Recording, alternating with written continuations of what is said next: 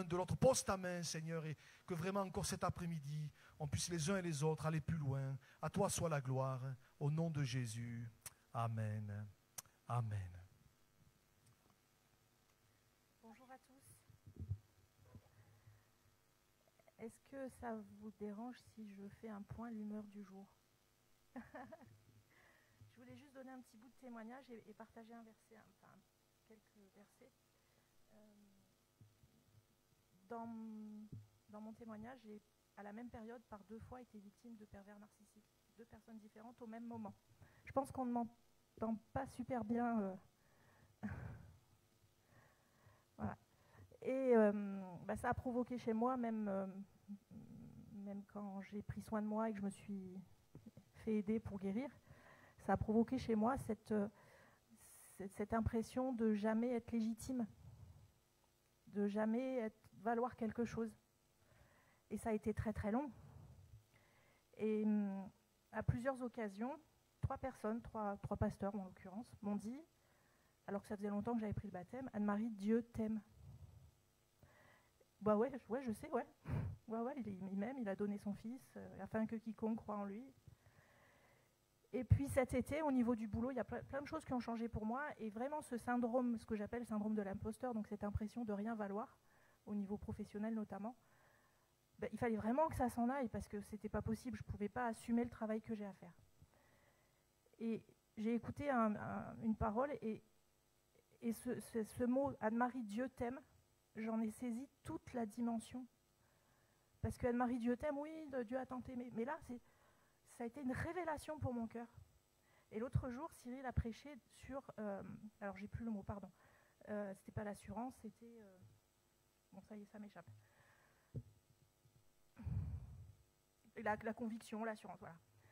Et j'ai pensé à ces chants, son sang efface toute condamnation. Et j'ai l'assurance de mon salut. J'ai l'assurance de mon salut. Et tout ça, ça a été conforté par ces passages. Alors, je fais court, hein, mais qui nous séparera de l'amour de Christ?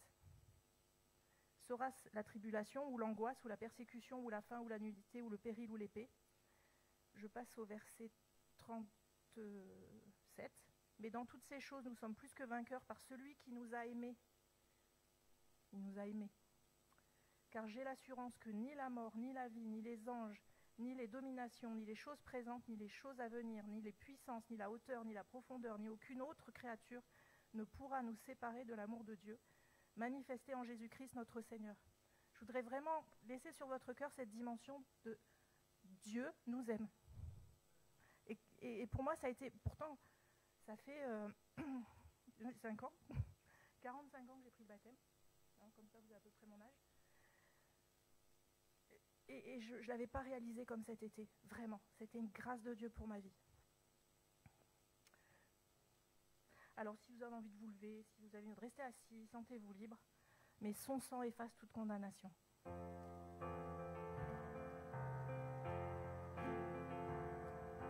Son sang efface toute condamnation pour ceux qui demeurent en Jésus. Son sang efface toute condamnation pour ceux qui demeurent en Jésus. Car la loi de la grâce en Jésus efface et libère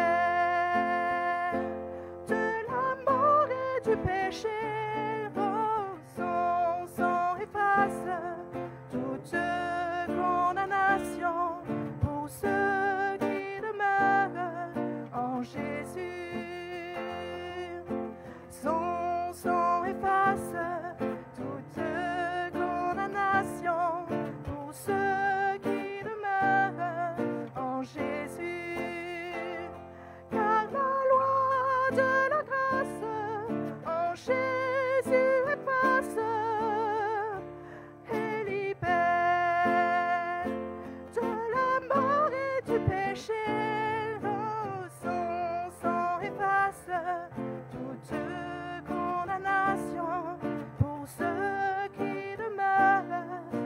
en Jésus.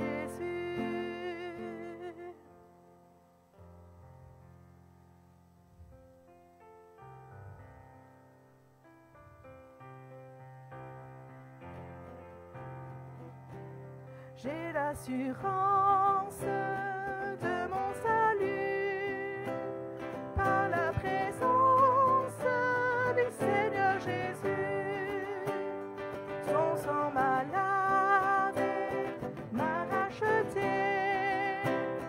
et l'Esprit Saint m'a régénéré. C'est mon histoire, c'est là mon chant. Louer mon Sauveur le jour durant. C'est mon histoire, c'est là mon chant. Louer mon Sauveur le jour durant. Parfait repos et parfait bonheur. En toi mon Sauveur, j'ai la paix du cœur. Je veille en attendant ton retour.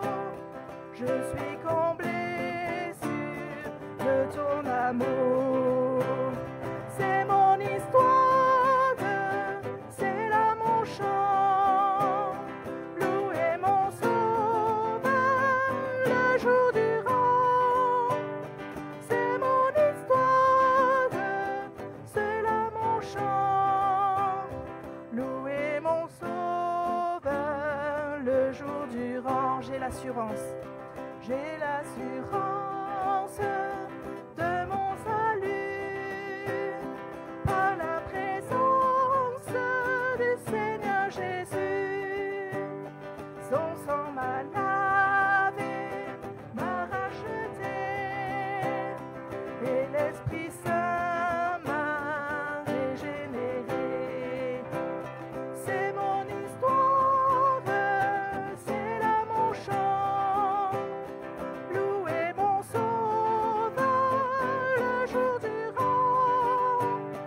C'est mon histoire, c'est là mon chant. Louer mon Sauveur le jour durant.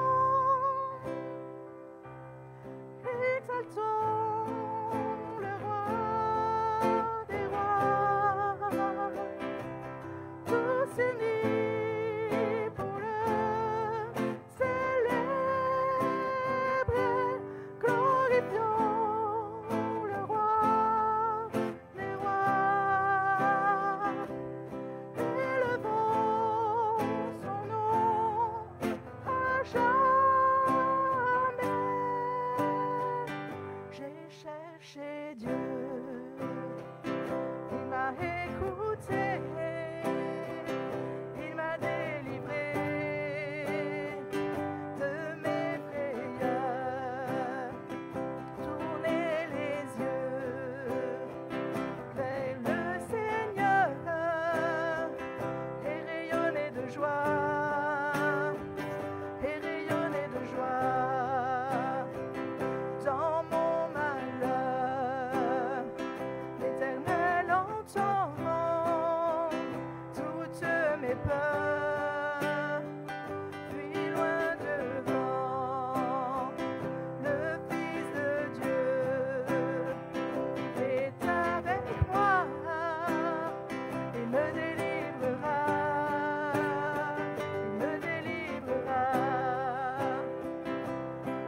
Exaltons le roi des rois, tous unis pour le célébrer,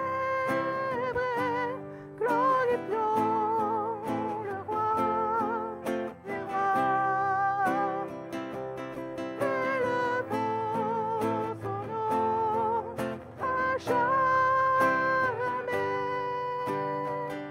Venez goûter sa grande bonté, béni est celui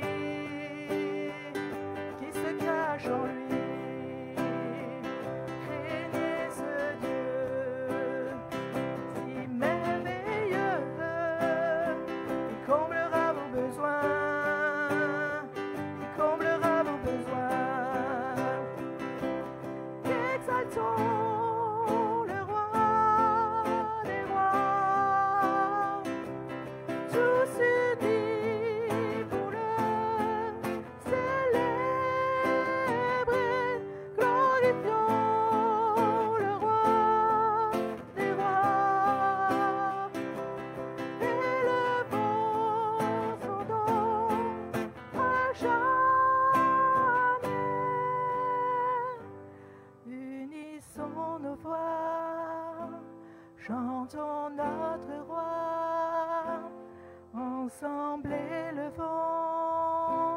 notre adoration. Unissons nos voix, chantons notre roi, ensemble élevons notre adoration. Unissons nos voix, chantons notre roi, ensemble élevons notre adoration. Exaltons le roi des rois, tous unis pour le célébrer, glorifions le roi des rois, élevons son nom à jamais. C'est vrai que c'est ton nom que nous voulons élever, Seigneur. Nous sommes venus tous ensemble pour unir nos voix, pour acclamer le roi des rois, pour te Amen. dire que nous t'aimons. Seigneur, merci pour cet Alléluia, amour si Jésus. grand. Merci de te révéler à nos cœurs. Sois béni, mon Dieu. Amen, amen, amen. Alléluia, Seigneur. Alléluia, Jésus. Alléluia, Jésus. Alléluia. Si une ou deux voix veulent s'élever, faites-le avant de... On va laisser la place à la parole dans quelques instants. Alléluia, Jésus. Nous te bénissons, Seigneur. Alléluia. Alléluia. Jésus. Caresidi cantara shibiri biriso. Shirikairi baraso. Merci, Seigneur. Amen, amen. Nous te bénissons, Seigneur. Te bénissons, Seigneur. Te bénissons, Seigneur. Oui. Amen. Jésus. Shirikarabarabadasta. Amen. Oui. Amen. Jésus. Amen. Alléluia. Merci Jésus. Amen. Amen. Amen. Amen. Alléluia Jésus. Gloire à Dieu. Merci Seigneur. Sarakirin toro korostori karabarastai. Soberi kairi stori karasai. Shorekeri birisoi. Merci Seigneur. Oui. Merci Seigneur.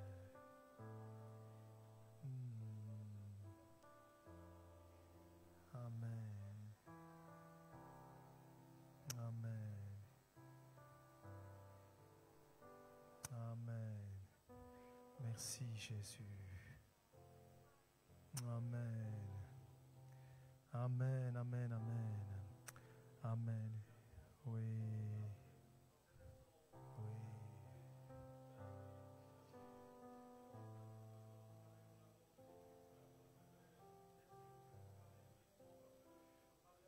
Amen.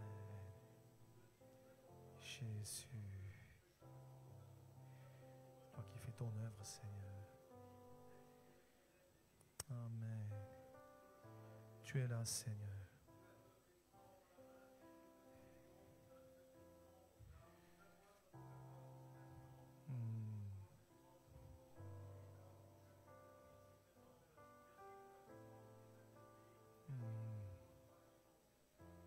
Amen, amen, amen. Je voudrais qu'on reprenne un petit bout de ce chant, le dernier chant qu'on a pris.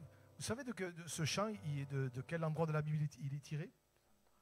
Il est tiré du psaume 34. Du psaume 34. Le psaume 34, c'est un psaume de David où on peut se retrouver tous. Et peut-être cet après-midi, peut-être tu lirais le psaume 34, tu dirais ça, c'est moi. Ce psaume qui commence en disant « Je bénirai l'Éternel en tout temps. J'ai cherché l'Éternel, il m'a répondu, m'a délivré de toutes mes frayeurs. » C'est le psaume, ce chant, il est tiré du psaume où il est dit « Quand un malheureux crie, l'Éternel entend et le sauve de toutes ses détresses. » C'est dans le psaume où il est dit « L'ange de l'Éternel campe autour de ceux qui le craignent, il les arrache au danger. » C'est dans ce psaume aussi qu'il est écrit, le malheur atteint souvent le juste, mais l'Éternel en délivre toujours. Et cet après-midi, je ne sais pas ce que tu traverses, je ne sais pas ce que tu passes, mais j'aimerais peut-être te dire vraiment de la part du Seigneur, oui, le malheur atteint souvent le juste, mais j'aimerais te dire que l'Éternel l'en délivre toujours. Alléluia, alléluia. Et peut-être, vraiment, on pourrait juste reprendre, je voudrais qu'on reprenne ce petit morceau-là, hein, venez goûter sa grande bonté. Voilà, la deuxième strophe, avant de laisser la place à Marc, mais vraiment on puisse le reprendre en réalisant que Dieu veille sur nous. Hein. Quand un malheureux crie, l'Éternel entend, il le sauve. L'ange de l'Éternel campe pour tous de ceux qui le craignent. Alléluia. Alors on va encore dire exalter son nom. On va prendre à cet endroit-là, venez goûter sa grande bonté. Et cet après-midi, ne te prive pas. Je ne sais pas ce que tu vis, je ne sais pas ce que tu traverses, mais ne te prive pas de venir goûter ce qu'il a pour toi. Alléluia. On le prend ensemble? Allez. Venez goûter sa grande bonté. Amen. Béniez celui qui se cache en lui. Amen. Craignez ce Dieu si merveilleux. Il comblera vos besoins. Il comblera vos besoins.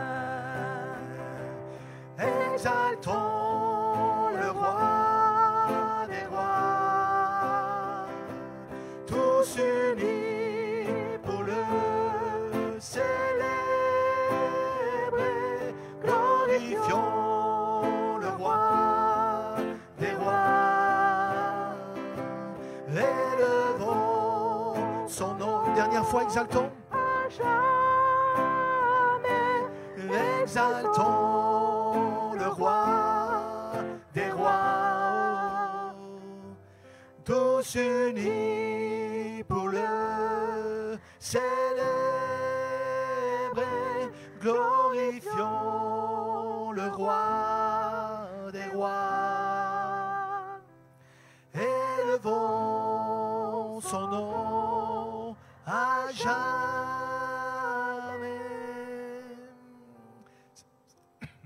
Seigneur, nous te bénissons, te rendons toute la gloire encore cet après-midi, et que vraiment encore au travers de ta parole tu puisses nous parler. Merci Seigneur, parce que d'une façon ou d'une autre tu nous parles par des chants, par la prière de quelqu'un, par le message, par un don spirituel. Seigneur, merci, parce que ton désir c'est nous amener plus loin. Tu vois qui nous sommes cet après-midi, tu vois où nous en sommes. Seigneur, tu touches les cœurs encore.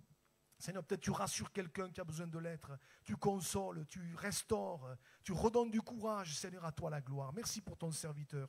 Tu le bénis au nom de Jésus. Amen. Amen. Merci.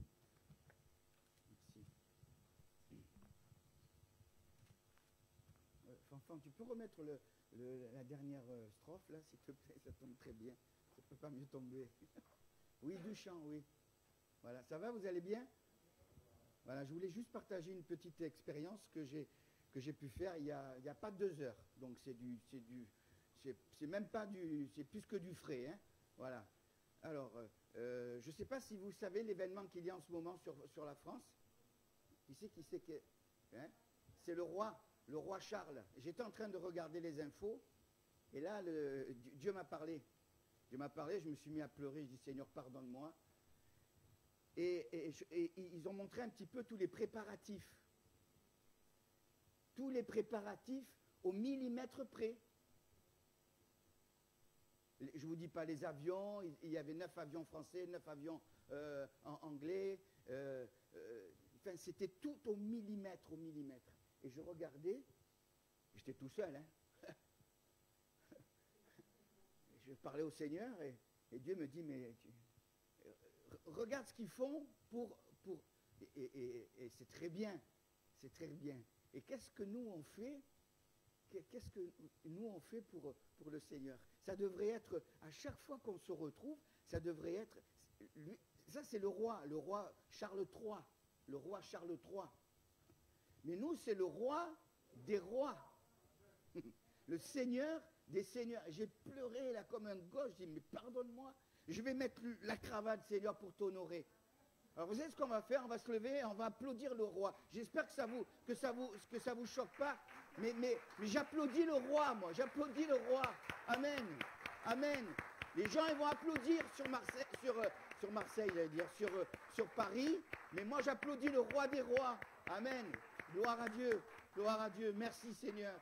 Merci Seigneur. Quand je pense tout ce qu'ils sont en train de déballer mais c'est bien, c'est bien, c'est protocolaire, c'est très bien. Je me dis, mais Seigneur, nous, ça devrait être tout le temps comme ça, tout le temps comme ça. Amen. Amen. Ça m'a donné pas besoin de vitamine C là. Hein. Gloire à Dieu. Merci Seigneur. Merci Seigneur. On va faire une lecture ensemble.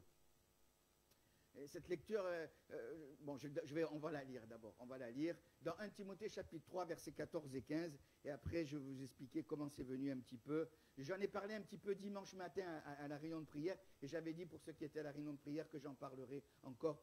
Et ça a été confirmé. Ensuite, on a écouté.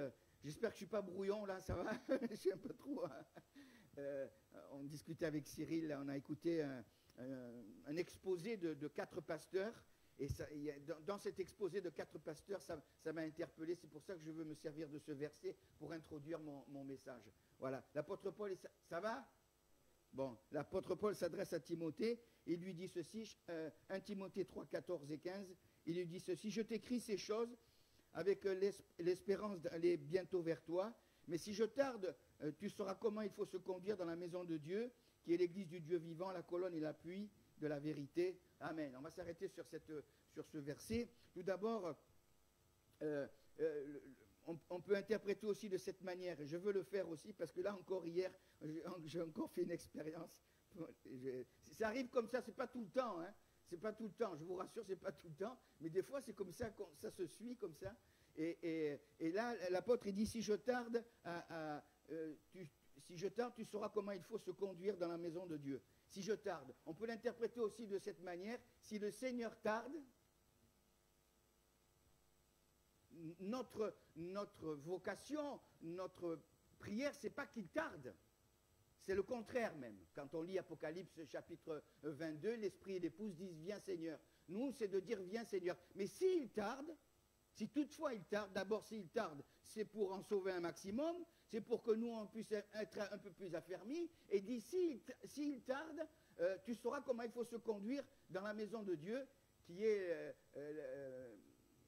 l'église du Dieu vivant, la colonne et l'appui de la vérité. Il peut tarder, il peut tarder. Alors, moi je crois au retour de Jésus, hein, s'il tarde, mais je crois au retour de Jésus. Je crois que Jésus va venir nous chercher. Alors le Seigneur va venir. Est-ce que tout le monde entend là? Est-ce que tout le monde entend? Oui, ça va. Le Seigneur va venir prendre ceux qui auront fait la paix avec lui, qui seront nés de nouveau, qui se seront engagés, qui auront décidé de marcher avec lui. On est d'accord? Le Seigneur va prendre ces gens-là. Il va les prendre.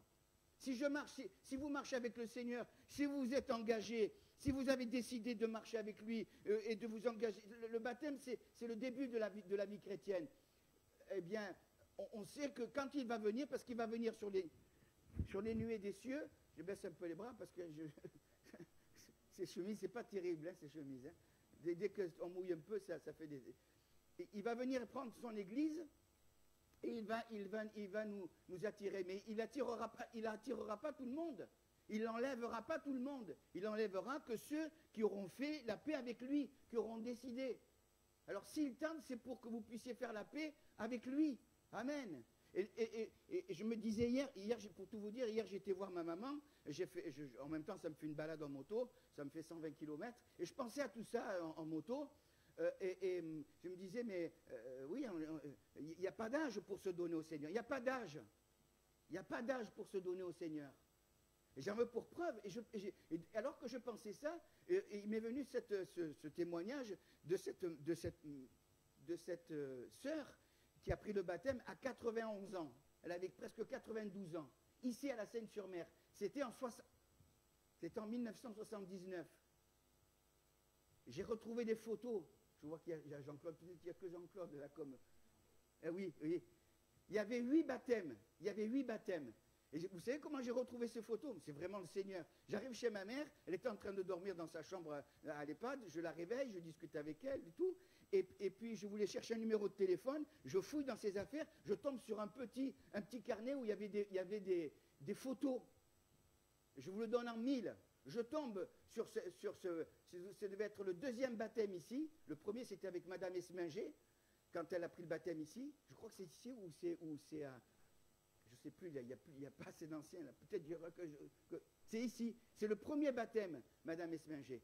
Et le deuxième baptème, il y avait 8 personnes. Et dans ces 8 personnes, il y avait, tenez-vous bien, il y avait ma maman, il y avait ma belle-sœur, il y avait la belle-sœur, il y avait Hélène, je ne sais pas si vous vous rappelez d'Hélène Dudas, et il y avait cette mamie. Et je retrouve la photo hier, alors que je pensais sur la route, je retrouve la photo de cette mamie, 91 ans. Donc il n'y a pas d'âge pour se donner au Seigneur. Et je l'ai pris en photo, je l'ai dans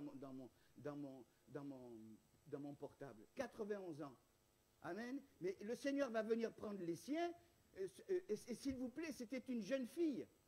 C'était la tantine. C'était la grande tante de Madame Esminger. Et s'il vous plaît, 91 ans et demi, elle lisait sans lunettes. Et elle n'avait pas été opérée de la cataracte ni rien du tout.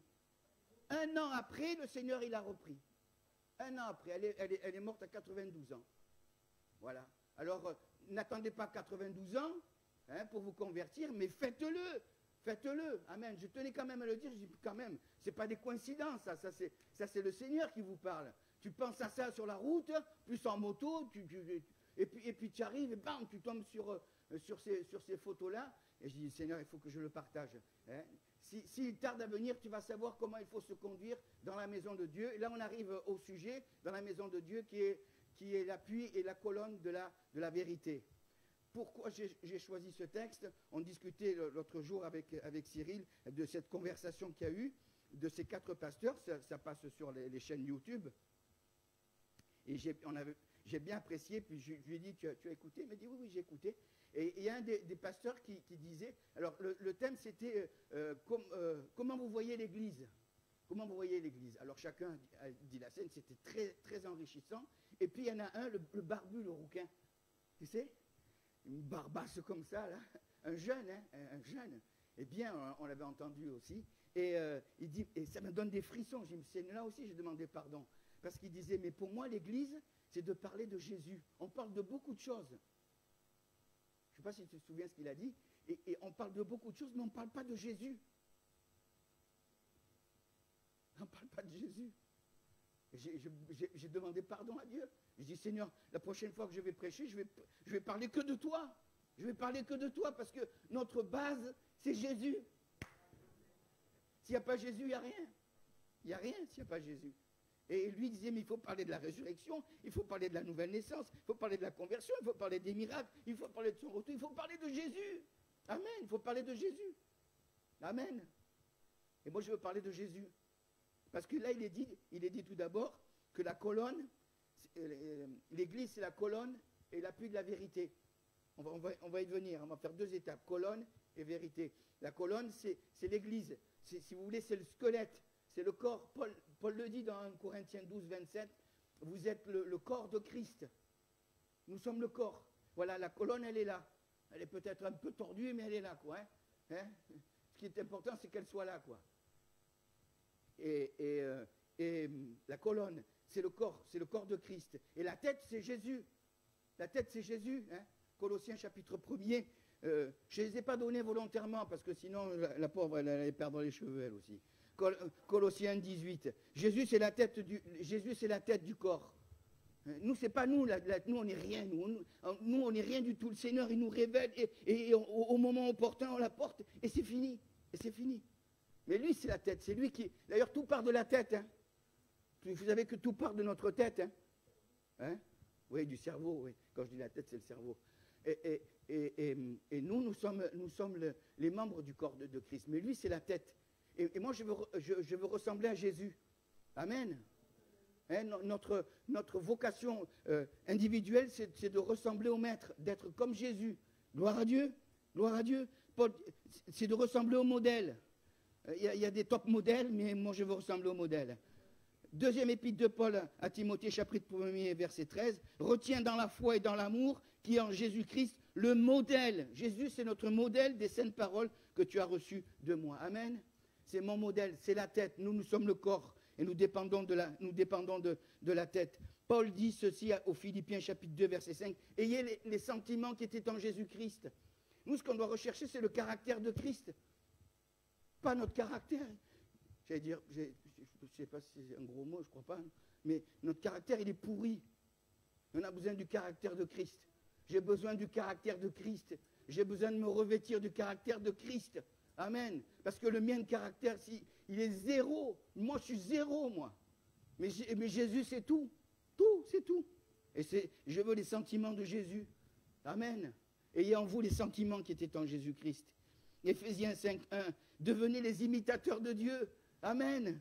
Paul dit dans 1 Corinthiens 11, 1, soyez mes imitateurs comme je le suis moi-même de Christ. Et alors que je pensais à tous ces versets, il y en a encore d'autres qui affluaient. Quand Pierre dit dans Acte 4, 12, on connaît Amos 4, 12 et on connaît Acte 4, 12. Acte 4, 12, c'est quand Pierre dit il n'y a de salut en aucun autre, car il n'y a sous le ciel, c'est bien, tu réponds, c'est bien. Il n'y a en aucun autre, car il n'y a sous le ciel aucun autre nom qui t'ait été donné parmi les hommes par lequel nous devions être sauvés. Et ce nom, c'est le nom de Jésus. Je repensais à ces textes, tu les citais il n'y a pas longtemps, dans 1 Corinthiens chapitre 1er, verset 18, quand il dit que la prédication de la croix est une folie pour ceux qui périssent, mais pour nous qui sommes sauvés, elle est une puissance de Dieu. Dans 1 Corinthiens chapitre 2, verset 2, il dit « Je n'ai que la pensée de Jésus-Christ et de Jésus-Christ crucifié ». Il pense qu'à Jésus. Il pense qu'à Jésus. Et dans le chapitre 3 de la première épître de Paul aux Corinthiens, Paul dit qu'il a posé le fondement. Et ce fondement, personne ne peut l'enlever, c'est Jésus-Christ. 1 Corinthiens chapitre 3, je ne sais plus combien, quel verset. 1 Corinthiens 3, 11. Amen. Car personne ne peut poser un autre fondement. Personne ne peut poser un autre fondement que celui qui a été posé, savoir Jésus-Christ. Notre fondement, c'est Jésus-Christ, la colonne et l'appui de la vérité. Et quand il parle de la vérité, il ne parle pas de notre vérité, je le disais dimanche à la prière, mais la vérité, elle porte un nom. Quel c'est le nom de la vérité? C'est Jésus. C'est Jésus. C'est lui la vérité. Amen. Je voudrais m'arrêter sur trois passages où les questions de Jésus quand il parle et quand il dit « je suis ». Vous savez, dans l'évangile de Jean, il y a ce qu'on appelle les sept « je suis » de l'évangile de Jean. On ne peut pas les voir, les sept, ce serait trop long. Je lui ai donné 3, 4, mais avec trois exemples de « je suis ». La prochaine fois, quand j'aurai l'occasion de reparler, on apportera les autres « je suis ». Mais on va voir dans l'ordre les 3 premiers « je suis ». Et c'est Jésus qui va le dire. Le premier qu'on trouve, c'est dans l'évangile de Jean, chapitre 6, au verset 35. Quand il dit « je suis », ça on connaît ça, hein? Merci, elle m'a devancé. Jésus leur dit « je suis le pain de vie, celui qui vient à moi n'aura jamais faim, et celui qui croit en moi n'aura jamais soif. » Et je vous assure, ça on le cite. Nous les pasteurs, on le cite. Nous, on le cite. Mais il y a toute une histoire. Et j'ai dit, mais il faut que je le dise à mes frères, à mes sœurs. Il y a toute une histoire derrière ce verset. Il y a tout le chapitre, en fait, il y a tout le chapitre 6. Il y a tout le chapitre 6. Le chapitre 6 de Jean, il commence par la multiplication des pains. La multiplication des pains, il y a toute la foule, ils ont faim. Et il y a juste un garçon qui arrive avec... Qu'est-ce qu'il avait? Allez, je vais vous faire travailler. Il avait quoi? Il avait 5 pains et quoi? Et 2 poissons. Il n'avait pas pêché beaucoup, celui-là. Il n'est pas comme nous. Hein. Nous, quand on y va, on ramasse. Hein. Mais lui, il avait pêché que 2 poissons. 5 pains et 2 poissons. Vous savez que c'est l'emblème de la Seine-sur-Mer? C'est notre emblème. C'est notre emblème. Les 5 pains et les 2 poissons. La multiplication des pains. Et le Seigneur, le garçon, il arrive avec son casse-croûte. Il n'y avait pas des belins et tout ce que vous voulez comme gâteau. Moi, j'en prends plus des gâteaux, parce qu'après, ça se porte sur les côtés. Et c'est pas bon. Et il avait 5 pains et 2 poissons. Multiplie les pains. Donc ça, c'est le premier acte. Ensuite, Jésus s'en va. Il y a la tempête. Et après, il revient. Les gens le suivent. Ils arrivent. Et Jésus dit, vous me suivez? C'est pas pour écouter ma parole. C'est pour Voilà, ça c'est toute l'histoire de ce passage. C'est pour manger que vous me suivez. En fait, ils suivaient le Seigneur, ils savaient qu'ils allaient leur donner à manger. Donc, oui, il avait de la foule. Ils suivaient le Seigneur parce qu'ils, non pour écouter, mais pour la nourriture. On va le lire. D'ailleurs, il le dit dans Jean chapitre 6. Bon, il le dit. Et ensuite, c'est là que Jésus dira, je suis le pain de vie, celui qui vient à moi, verset 35, n'aura pas faim, n'aura jamais faim, celui qui croit en moi n'aura jamais soif. Et il va parler, là aussi, de ces fameuses paroles, quand il dira, celui qui mange ma chair. C'est dans ce contexte-là. C'est juste après, toujours dans ces mêmes propos, celui qui mange ma chair et qui boit mon sang a la vie éternelle. C'est toujours dans l'histoire de la nourriture et du pain. Vous voyez, vous suivez là? C'est toujours dans le même contexte. Et les gens n'ont pas compris. Ils ont même dit, mais il a un démon. Et quand vous regardez dans l'évangile de Jean, à plusieurs reprises, il est dit que tu es un samaritain, tu as un démon, etc., etc. Parce qu'il leur disait les choses et ils ne comprenaient pas. Et vous savez que c'est à ce moment-là, quand il leur dira, mais celui qui mange ma chair et qui boit mon sang, il a la vie éternelle. Ils ne comprenaient pas. Eux, ils croyaient, allez, moi je vais le dire parce que ça va être mon deuxième point. Parce qu'on en discutait, parce que dans notre grande religion, nous, ce n'est pas une religion, hein. Nous, on suit le Christ. Dans la grande religion, quand on prend le pain, hein, on mange le corps du... Non, on ne mange pas... C'est symbolique quand on prend la Sainte Seine, nous. On est d'accord? Hein, on ne mange pas le pain, on mange pas le corps du Seigneur, c'est symbolique. On se rappelle ce qu'il a fait pour nous, il est mort pour nous, et le vin ou le sirop, je préfère quand... Enfin, moi, oui, j'aime bien, je préfère quand il y a du vin, quoi. C'est pas que j'aime le vin, mais je sais pas, c'est bon, allez, après me dire, ouais, mais c'est du fermenté, il y en a qui disent, c'est pas du fermenté, etc. Mais après, je comprends ceux qui sont allergiques, ceux qui ont été peut-être désintoxiqués, etc. Bon, bref, allez, je ferme la parenthèse. Il dit, mange ma chair, et pour eux, pour les catholiques, eh bien, c'est manger la chair du Christ et boire son sang. Non, c'est tout symbolique. Et vous savez ce qu'ils ont dit? Mais ces paroles que tu nous dis, Jésus, elles sont dures. C'est dans tout ce contexte-là. Au verset 60, Jean 6, 60, enfants. Plusieurs de ses disciples, après l'avoir entendu dire, cette parole est dure. Manger ma chair, boire mon sang. Jésus, sachant en lui-même que ses disciples murmuraient à ce sujet, leur dit, cela vous scandalise-t-il? Verset 63, c'est l'esprit qui vivifie, la chair ne sert à rien. Les paroles que je vous ai dites sont esprit et vie. Et regardez, verset 66, je coupe, je morcelle. Dès ce moment-là, plusieurs de ses disciples se retirèrent et ils n'allèrent plus avec lui. Au départ, il y a la multiplication des pains. Ils sont plus de 5000 sans compter les femmes et les enfants. Et là, là, ça se disperse. Et qu'est-ce que Jésus leur dit? Verset 67, Jésus donc dit aux 12, et vous, ne voulez-vous pas aussi vous en aller? C'est là que Pierre dira, mais tu es le Christ, le Fils du Dieu vivant. Et dans d'autres textes, Jésus dira, c'est pas la chair et le sang, mais c'est mon Père qui est dans le ciel qui t'a révélé cela. Vous voyez, et c'est dans tout ce contexte-là que Jésus dira, je suis le pain de vie, celui qui vient à moi n'aura jamais faim, et celui qui croit en moi n'aura jamais soif. Et notre nourriture, alors moi je l'ai mis, ça, je le dis un petit peu dans mes prédications, quand je suis un peu à droite à gauche, on l'entend souvent dans les associations ou dans ceux qui font du sport, ils disent, je mange les rugby, parce qu'on est en plein rugby, là, en plein Coupe du Monde. Je mange rugby, je dors rugby, je parle rugby, je vis rugby. Eh bien moi je mange Jésus, je dors Jésus, je parle Jésus et je vis Jésus. Amen. Et il ne faut pas qu'on ait honte de le dire. Amen. Amen. C'est notre nourriture. Amen. L'homme ne vivra pas de pain seulement. Et le pain, il est bon. Hein. Franchement, le pain, il est bon. Entre nous, c'est vrai ou pas? Qui c'est qui aime le pain? Tu aimes le pain, Cyril? On aime le pain. C'est terrible. Hein. Moi, j'achète du pain tranché pour pas trop en prendre. Mais avec des petits grains de sésame, c'est ça? Oh là là. Non? Oh, c'est terrible, le pain. Mais Jésus dit, l'homme ne vivra pas de pain seulement, mais de toute parole qui sortira de la bouche de Dieu. Amen. Et c'est notre nourriture.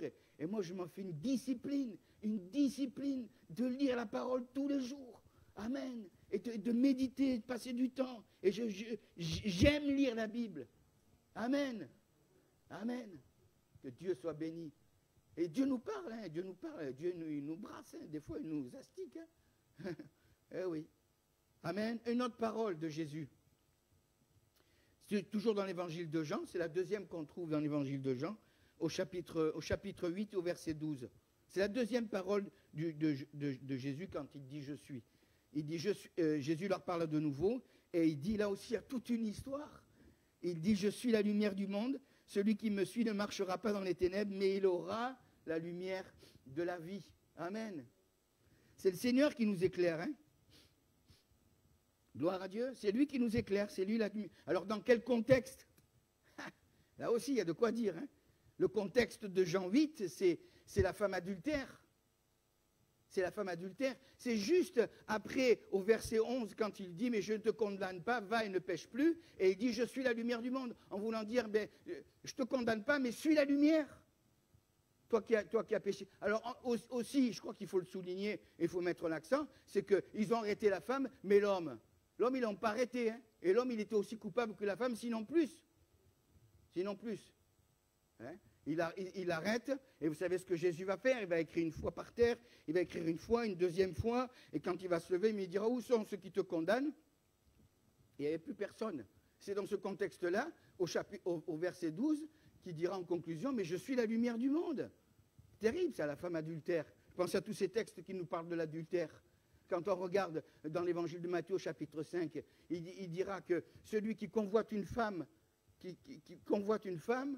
il a déjà commis l'adultère dans son cœur.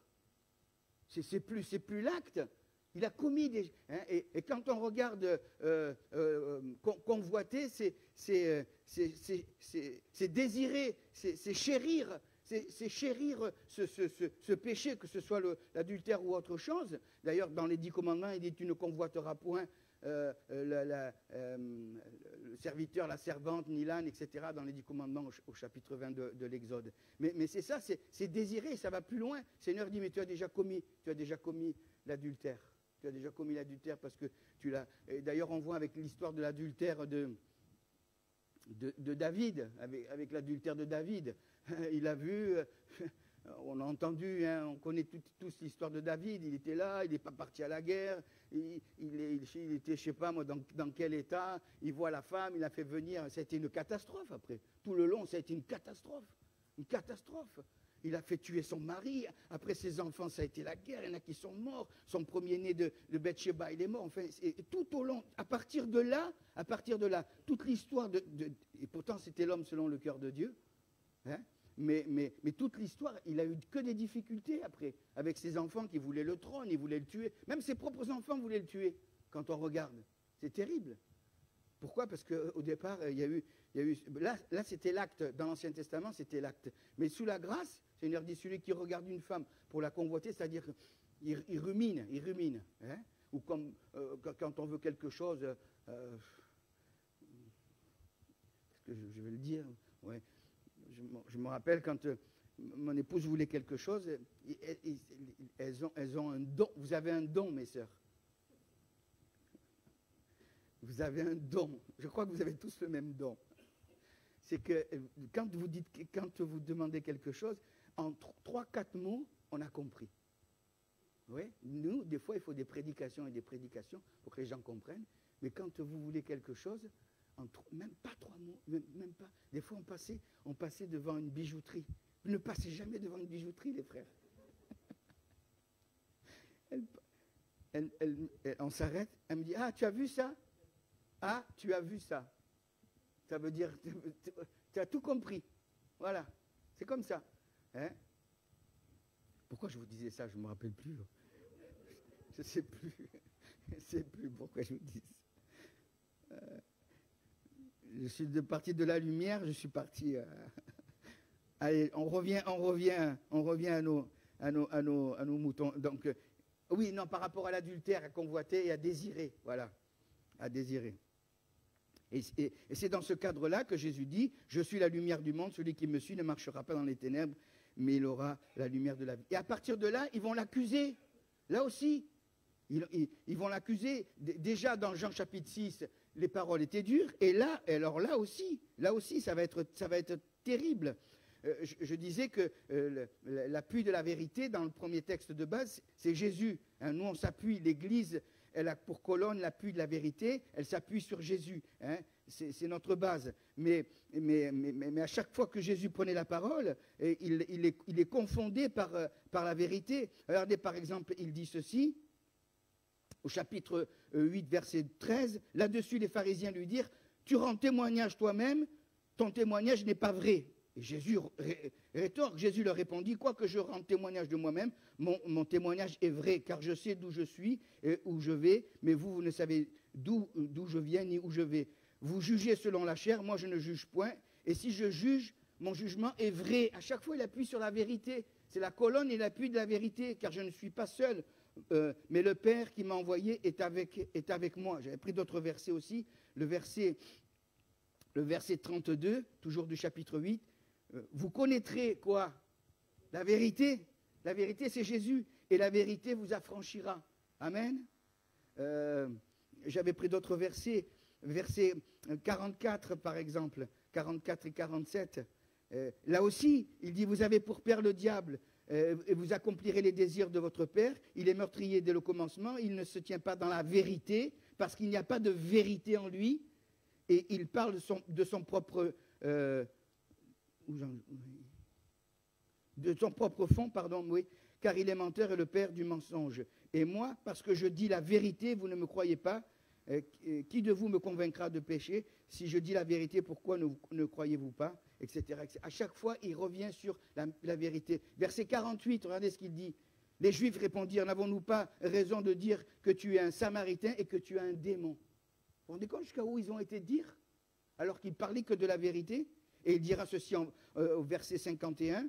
En vérité, je vous le dis, là aussi j'avais oublié cette parole, je l'ai souligné en stabilo. Si quelqu'un garde ma parole, il ne verra jamais la mort. En vérité, je vous le dis, si quelqu'un garde ma parole, il ne verra jamais la mort. Et c'est à ce moment-là que le Seigneur dit dans le verset 58, Jésus leur dit en vérité, toujours c'est la vérité. C'est la colonne et l'appui de la vérité. Nous on s'appuie sur la vérité c'est Jésus. En vérité, je vous le dis, avant qu'Abraham fût, je suis. Et là, ils n'ont pas accepté ça. Ils disent, comment, tu es un orgueilleux, tu dis que tu as connu Abraham. Eh oui, il a connu Abraham. Il était même avant Abraham. Hein. Eh oui, il était avant Abraham. Hein, que Dieu... Et c'est dans ce contexte-là allez, on va faire juste le troisième, et ça va être court, parce que celui-là aussi, il est pas mal.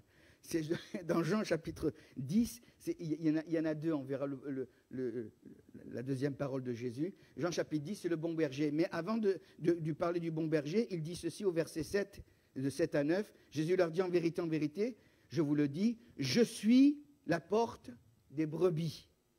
Tous ceux qui sont venus avant moi sont des voleurs et des brigands, mais les brebis ne les ont point écoutés. Je suis la porte, si quelqu'un entre par moi, il sera sauvé, il entrera, il sortira, il trouvera des pâturages. Amen.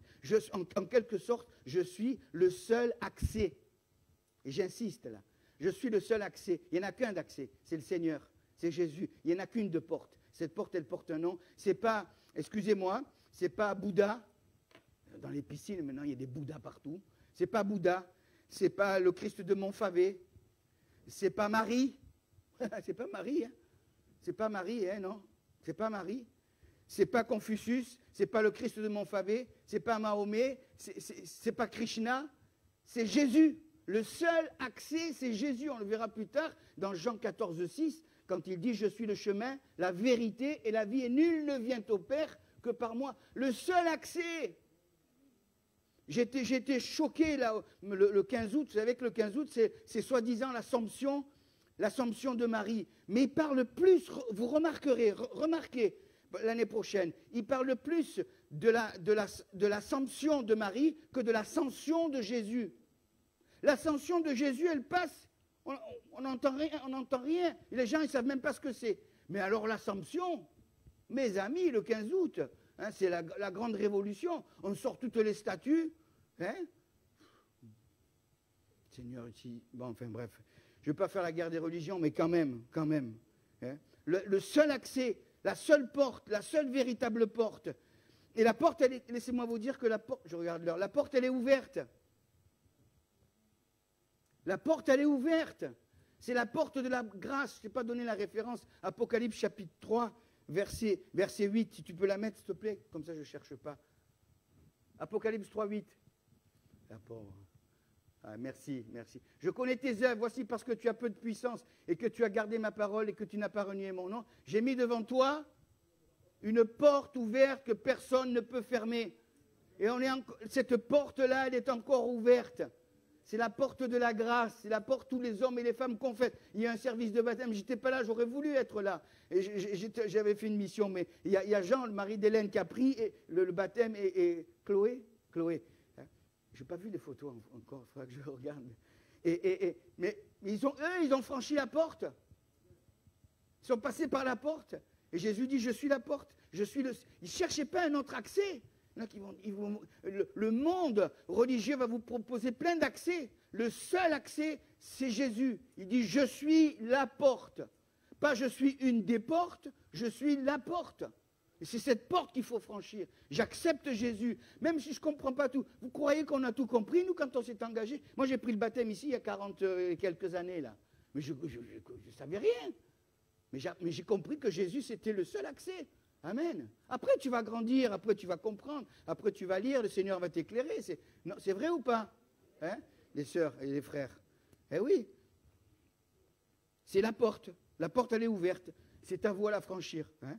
Acte 3, et là aussi, je pense que c'est une parole pour quelqu'un, je l'ai mis sur mes notes parce que, bon, c'est le Saint-Esprit. Vous savez, acte 3, c'est le boiteux du temple. Acte 3, c'est le boiteux du temple. Il est à la porte appelée la belle, la plus belle porte de Jérusalem. On le mettait là pour qu'il grappille quelques oboles, quelques centimes. Et Pierre et Jean, ils montent à l'heure de la prière, mais seulement lui, il est à la porte, il n'est pas dedans. Il n'est pas dedans. Et moi, je voudrais vraiment vous le dire de la part du Seigneur. Je l'ai mis pour ne pas l'oublier parce que, bon, Dieu nous parle des fois, il vaut mieux qu'on note, mais peut-être que vous êtes dans ce cas-là. Vous êtes dans ce cas-là. Vous n'avez pas encore franchi la porte. Pierre lui dit, mais je n'ai ni argent ni or. C'est pas ce que tu vas avoir en plus qui va t'amener au salut. Pierre lui dit, je n'ai ni argent ni or, mais ce que j'ai, je te le donne. Qu'est-ce qu'il dit? Il ne dit pas au nom de Pierre et de Jean. Il dit au nom de Jésus-Christ de Nazareth, lève-toi et marche. Et cet homme s'est levé. Et moi, j'invite quelqu'un cet après-midi. Ne repousse pas. Franchis la porte. Va voir le pasteur. Va voir Cyril. Va lui dire, oui, je vais m'engager. Et oui. Parce que je pense que ça vient de Dieu. Ne jouez pas. Engagez-vous. Hein? Et qu'est-ce qu'il a fait? Il a pris, il n'a pas dit, attends, il faut que j'aille voir le meilleur kiné de la Seine-sur-Mer pour qu'il me masse un peu, pour que j'essaie d'avoir un peu du muscle. Non, le miracle s'est produit. Amen. Et quand on se convertit, le miracle se produit. Moi, j'étais un délinquant, mais le miracle se produit quand Dieu nous touche. Quand Dieu nous touche. Mais c'est fini, après, on balance tout ça et on suit le Seigneur. Amen. Et il va le lever d'un bond, il est entré marchant, sautant et louant. Là, il a franchi la porte. Jusqu'à présent, il ne franchissait pas la porte. Mais il a franchi la porte et il s'est engagé. Amen. Et il est rentré. Comment il est rentré? Marchant et sautant, et il devait danser parce que ça faisait plus de 40 ans qu'il était paralysé. Et le Seigneur l'a touché. Amen. Je n'ai ni argent ni or. On n'a pas d'argent. Ne venez pas chercher de l'argent ici, hein. Il n'y en a pas. On a plus que de l'argent. On a tout l'argent. C'est Jésus, c'est l'or. Et je termine avec cette parole de Matthieu, chapitre 6, verset 6. Mais quand tu pries, entre dans ta chambre, ferme ta porte. Des fois, il faut qu'on ferme la porte pour être en communion avec le Seigneur. Ferme ta porte et entre dans ta chambre et prie ton Père qui est dans le secret. Et ton Père qui voit dans le secret te le rendra. Amen. Jésus, c'est la porte. Le seul accès. Le seul accès, il n'y a pas d'autre accès. Acceptez le Seigneur. On va prier le Seigneur. Merci Seigneur pour ta parole. Merci pour le jour où tu as touché nos vies, où nous avons franchi cette porte, où tu as été notre nourriture, Seigneur, où tu nous as éclairés de ta lumière. Je te bénis, Seigneur. Je te bénis mes frères, bénis mes sœurs, Seigneur. Et je te prie de toucher quelqu'un, Seigneur. Et on va rester dans la prière. Si quelqu'un veut faire la paix avec Dieu, si quelqu'un veut s'engager avec le Seigneur, cet après-midi, on n'est pas nombreux, hein. Si quelqu'un veut s'engager avec le Seigneur, levez votre main et je vais prier pour vous. Gloire à Dieu. Oui, il y a une personne, 2 personnes. Gloire à Dieu. Gloire à Dieu. Est-ce qu'il y aurait encore une personne? Seigneur, tu bénis ces 2 personnes. Tu les bénis parce que tu les aimes et parce que tu as un plan pour eux, Seigneur. Sauve-les, qu'elles s'engagent avec toi. Merci parce que tu reviens, Seigneur, nous chercher. Tu uses de patience, Seigneur. Nous ne voulons pas qu'aucun périsse, mais que tous parviennent à la repentance. Alors bénis-les richement et que toute la gloire t'en revienne. Merci, Seigneur. Maintenant, ceux qui sont malades, qui sont fatigués, levez-vous, je vais prier pour vous. Gloire à Dieu. Si quelqu'un est fatigué et malade, on est devant le Seigneur. On est devant le Seigneur, hein. Le roi Charles, il défile les Champs-Élysées. Nous, on est devant le Seigneur. Gloire à Dieu. Seigneur, tu poses tes mains sur nos frères, nos sœurs. Tu les bénis, tu les guéris, tu les relèves. Tu les encourages, tu les délivres. Tu connais les mal, peut-être les cancers, les rechutes. Pose ta main, Seigneur. Pose ta bonne main. La main de Jésus. À toi la gloire. Bénis-les, Seigneur, au nom de Jésus. Amen. Amen. Alléluia. Gloire à Dieu. Voilà, on veut garder ces choses, c'est important. Hein. Alléluia. Moi, j'ai rien à rajouter, qu'est-ce que je vous disais. Tout a été dit. Mais on veut garder ça dans notre cœur, c'est tellement important. Hein. On va aller plus loin avec Jésus. Et effectivement, il y a déjà, il n'y a pas de date encore, mais il y a un prochain service de baptême qui se prépare, donc gloire à Dieu. Merci Seigneur. Hein, et on prie pour que d'autres franchissent la porte et s'engagent avec le Seigneur, parce qu'on est là pour ça, c'est notre but. Ce qu'on veut, c'est que d'autres connaissent le Seigneur, lui donnent leur cœur et marchent avec lui. Alléluia. Voilà, on se retrouve vendredi soir à la prière, sinon dimanche matin, samedi à la jeunesse. Voilà, hein, que Dieu vous bénisse. Bon retour. Amen.